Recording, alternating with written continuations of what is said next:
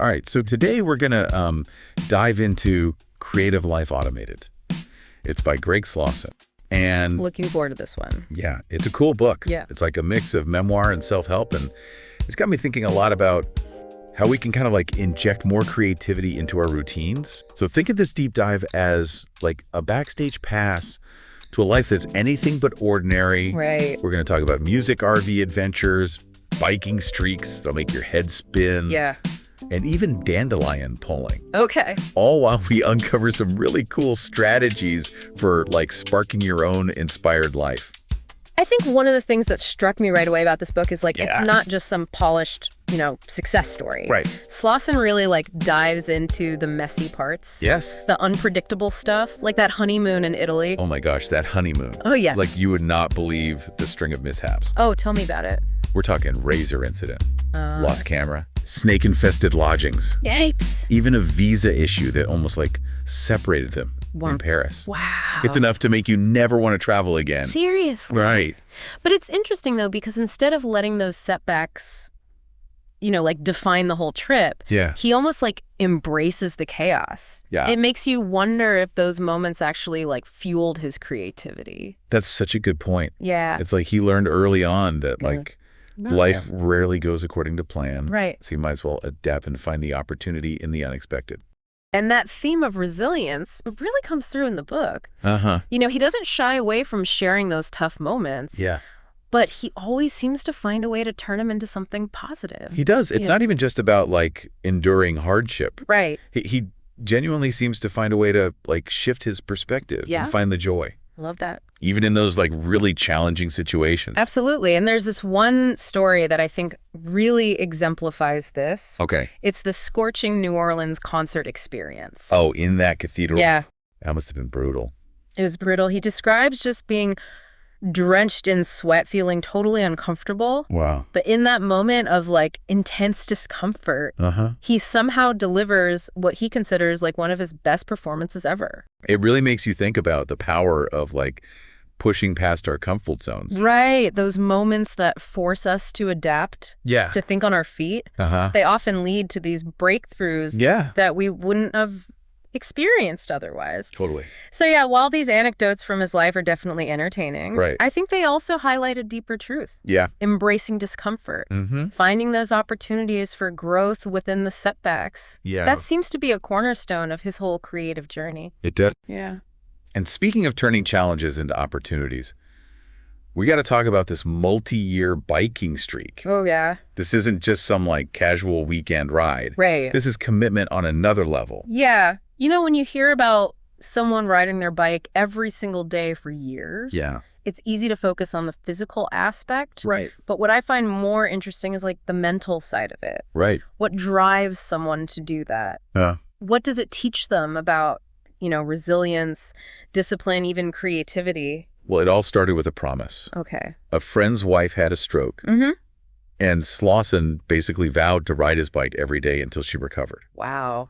He initially thought it would be like a 30-day thing, Uh-huh. but it turned into something so much bigger. Yeah. Like he faced extreme weather, tough trails, even close calls with wildlife. Oh, yeah. And there's that story about him sprinting through the Denver airport Oh my gosh, yes. to catch a flight. Just to keep the streak going. I know. It's wild. It really shows you the power of committing to something, Uh-huh. even when it's inconvenient or seems impossible. Totally. And it's not like this was his first rodeo with building habits either. Right. He talks about years of daily yoga and meditation, which he credits with transforming his life. Yeah. And then those intense periods of piano practice. It sounds like he's always been fascinated by routine and repetition. Absolutely. And what I find fascinating is like how he connects these seemingly different disciplines, Right. music, biking, even daily routines. He has this underlying belief that mastering any skill, no matter how big or small, Yeah. builds this mental muscle Right. that you can apply to other areas of life. So like these small, consistent actions Yeah. create this ripple effect that influences his approach to everything. Totally. And with the biking streak, Yeah. he's not just building a habit, Yeah. he's pushing his boundary. Right. Proving to himself that he can overcome any obstacle. It's inspiring. Do you see any parallels in your own life?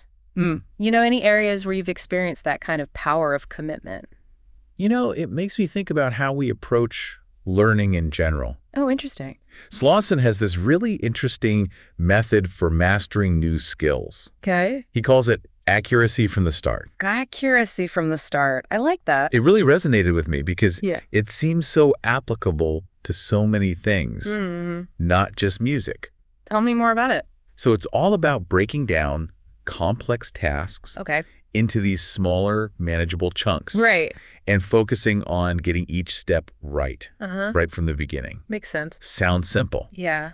but it's incredibly effective. Yeah. And he doesn't just preach it, he lives it. He does. Like, he uses this method for everything. Everything. Learning music, teaching, renovating his music studio. It's amazing. It's really cool. And what I love about this approach is that it removes the overwhelm. Right. Like, when we face a big, daunting task, it's easy to get paralyzed by fear, procrastination, whatever. Yeah.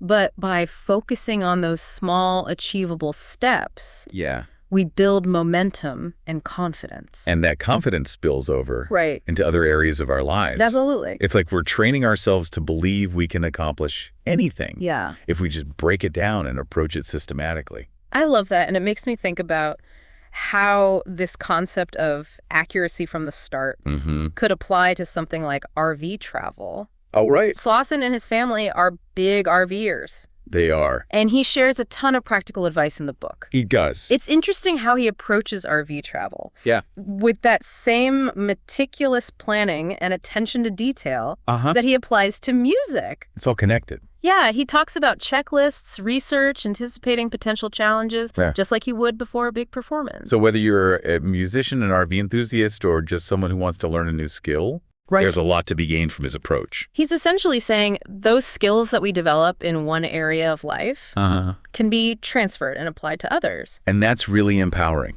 It is. Because it means we're not starting from scratch every time we face a new challenge. Exactly. We're constantly building on our experiences, Yes. expanding that repertoire of skills and approaches. No.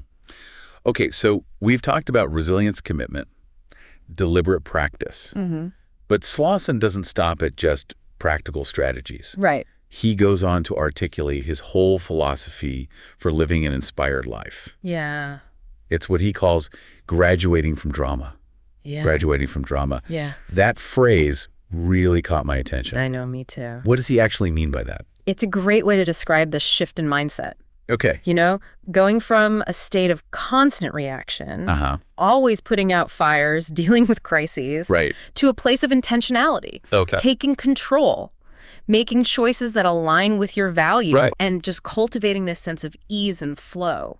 So it's less about avoiding challenges and more about approaching them from a different place. Exactly. Instead of feeling like we're at the mercy of circumstances, we become like the architects of our own experience. Yes. And one of the tools he really emphasizes is visualization and affirmations. He believes that by focusing on what we want and affirming those desires as if they've already happened, we can actually influence things. I've always been a bit skeptical of like, the whole manifestation thing. Yeah. Like, can we really just think our way to success? Well, it's not quite that simple. He doesn't say we can just sit back and wish for things. Right. It's about aligning thoughts, beliefs, and actions. Creating this resonance that attracts what we need. So it's more about setting an intention. Yes. And then taking consistent action. Exactly. He shares a story about how he and his wife used visualization and affirmations to prepare for their daughter's birth. They imagined a calm, peaceful experience. And even though the actual birth didn't go exactly as planned, the preparation helped them feel more grounded. Makes sense. It's like, even though we can't control every outcome, we can control our mindset and how we respond to those curveballs. And that graduating from drama mindset, it's not just for big life events. He applies it to everything. Practicing music, RV travel, even something as mundane as pulling dandelions. Wait, pulling dandelions? How does that fit in? He describes it as a mindfulness practice. It's a chance to quiet his mind, visualize his goals, even generate creative ideas. Wow. It's about finding those moments of peace amidst the busyness of life. I love that it's a reminder that we can cultivate mindfulness. Yes. Even in those simple activities. Absolutely. And ultimately, that's what's so inspiring about his message. Yeah.